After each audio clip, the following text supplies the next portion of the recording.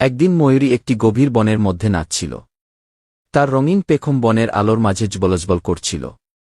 এই বনে সাদা পরীও থাকত যে সব সময় আনন্দের গান গাইত। এক কোণে সাথী নামের একটি সাপ তার গর্তে বসেছিল। সাথী সব সময় একা থাকতে পছন্দ করত, কিন্তু তার মনের গভীরে সে বন্ধুত্বের জন্য তৃষ্ণার্ত ছিল। একদিন সাদা পরী বনের মাঝে উড়ে উড়ে গান গাইছিল।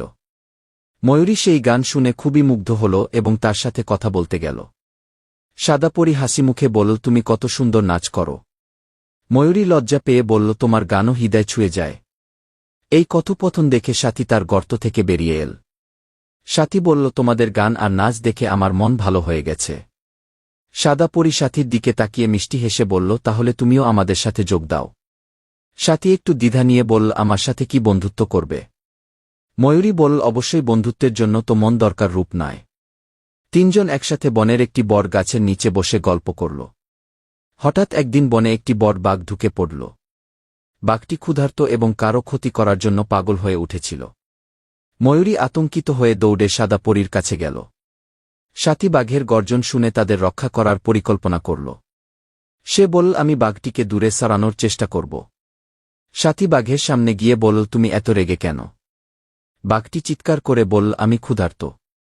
সাথী মৃদু স্বরে বলল, তুমি যদি অপেক্ষা কর আমি তোমার জন্য খাবার আনব। বাঘটি রাজি হল এবং সাথী তাকে জঙ্গলের অন্য পাশে নিয়ে গেল। সাদা পরী আর ময়ূরী সুযোগ পেয়ে দ্রুত নিরাপদ জায়গা চলে গেল। সাথী ফিরে এসে দেখল ময়ূরী আর সাদা পরী তার জন্য অপেক্ষা করছে। সাদা পরী বলল, তুমি না থাকলে আমরা আজ বিপদে পড়তাম। ময়ূরী বলল, তুমি আমাদের সত্যিকারের বন্ধু। সাথী লজ্জা পেয়ে বলল, তোমাদের মতো বন্ধু পেয়ে আমি ভাগ্যবান। তিনজন আবার একত্রে বসে বনের সৌন্দর্য উপভোগ করল। সেদিন থেকে সাথী ময়ূরী আর সাদা পরী সবসময় একসাথে থাকত। তাদের বন্ধুত্ব বনের অন্য প্রাণীদের জন্য উদাহরণ হয়ে দাঁড়াল। ময়ূরী নাচত, সাদা পরী গান গাইত আর সাথী পাহারা দিত। এই তিন বন্ধুর গল্প বনের প্রতিটি কোণায় ছড়িয়ে পড়ল এবং তারা প্রমাণ করল প্রকৃত বন্ধুত্ব রূপগুণের মধ্যে।